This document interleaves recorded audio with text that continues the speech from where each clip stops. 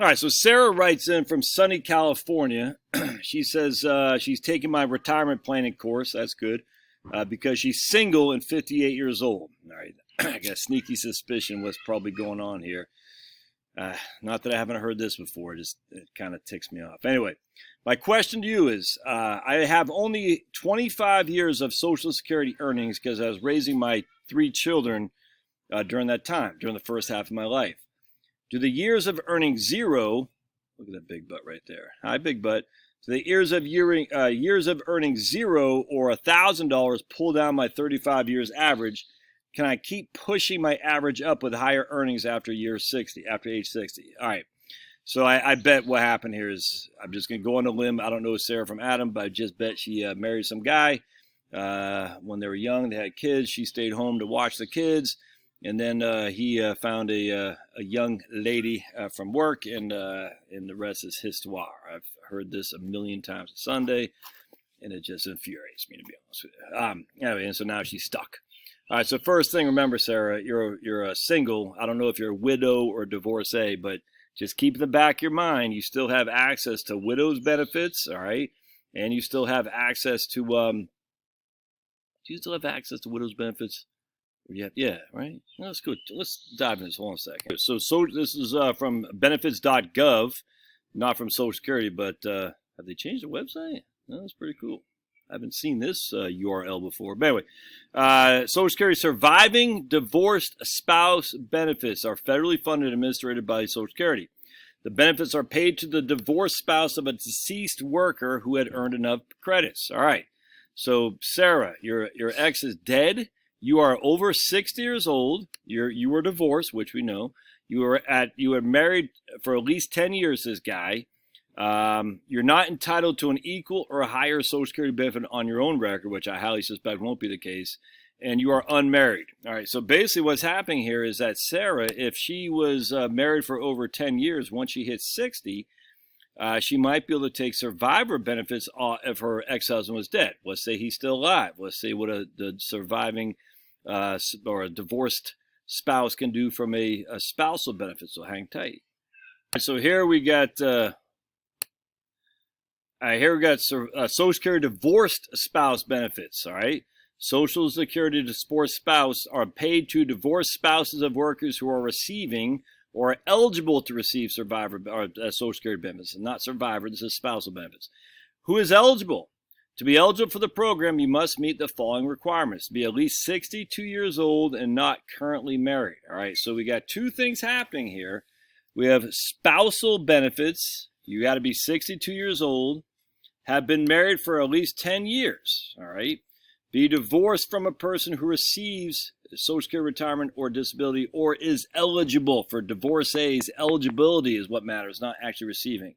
Not being entitled to an equal or a higher benefit on your own. All right, so what's happening here? In this case, Sarah has 2 options. She has to be 62 to get spousal benefits or 60 to get survivorship benefits. Now, survivorship benefits are probably going to be more than her own, I will tell you. And the reason is because she only has 25 years of earning, and she probably didn't make a huge amount of money anyway. So we'll get back to the gist of her question here in just a second. But remember, Sarah, you're 58. I don't care if you got freaking He-Man as your suitor right now. Don't marry that guy. Wait till you're 60, man. All right. Got to be at least 60 years old. And for spousal benefits, you have to still be unmarried. Now, I can't remember what I said for survivor benefits. Hold on a sec. You have to, for survivor benefits, you have to be unmarried as well. So if think about it, you might not want to get married again. It depends on what your current what his Social Security benefit record would be. But anyway, if you're not likely to get married again, you have a chance, as long as you're married for over 10 years, for spousal and survivor benefits. All right, so spousal benefits is when your ex is still living. Survivor benefits is when he dies. Just keep that in the back of your mind.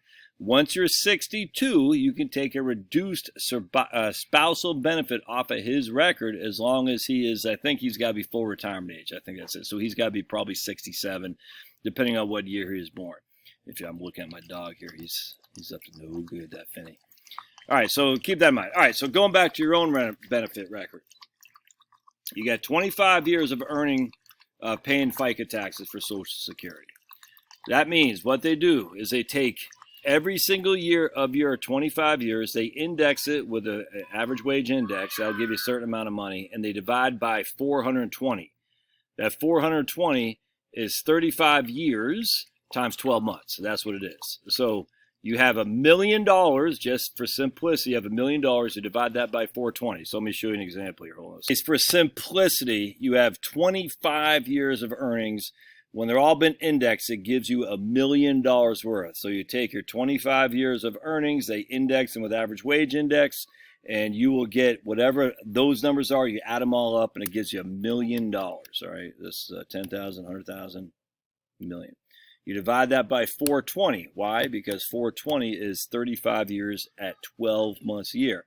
That gives you an AIME of 2380.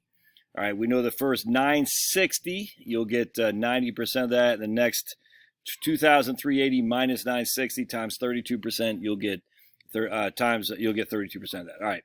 However, let's say you work an extra 2 years at let's say 70,000 a pop. All right, so now it's not 1 million, it's 1,140,000 right there. So we had what? We had 2383 before, I think. Now we divide that by 420. Instead of 2383 is 2714. Does that make sense? So what we got here is, let's actually do it. We'll say $1 million divide by 420. Your AIME is 2380. All right, so 2380.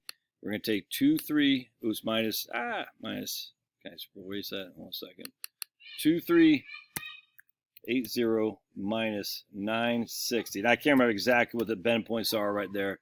Times 0.32 equals 4544, 454, 454. I'm doing this just off the flyer. 960 times 0.9 equals 864 plus 454.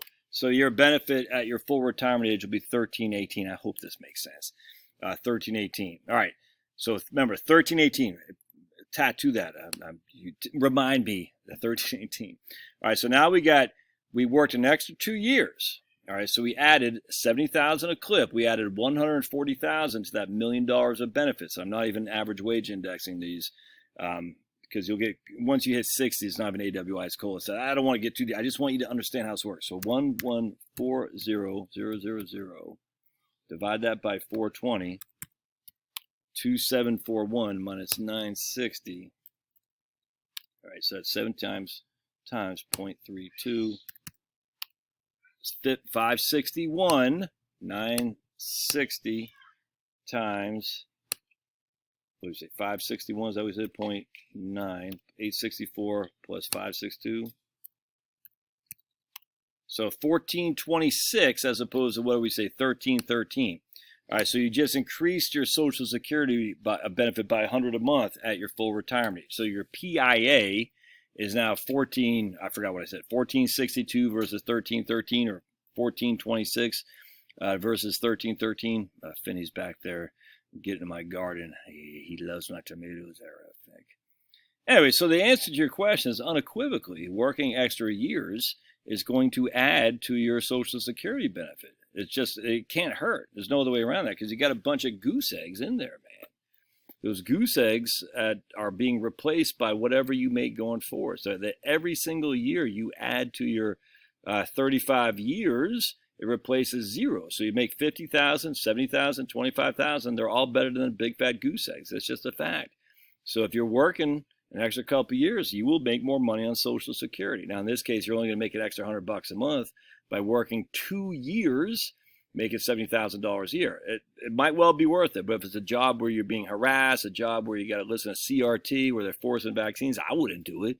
But that's for you to decide. But yes, the answer to your question is yes, you can increase your Social Security benefit by working a little bit more. Love to hear your thoughts. Thanks, guys.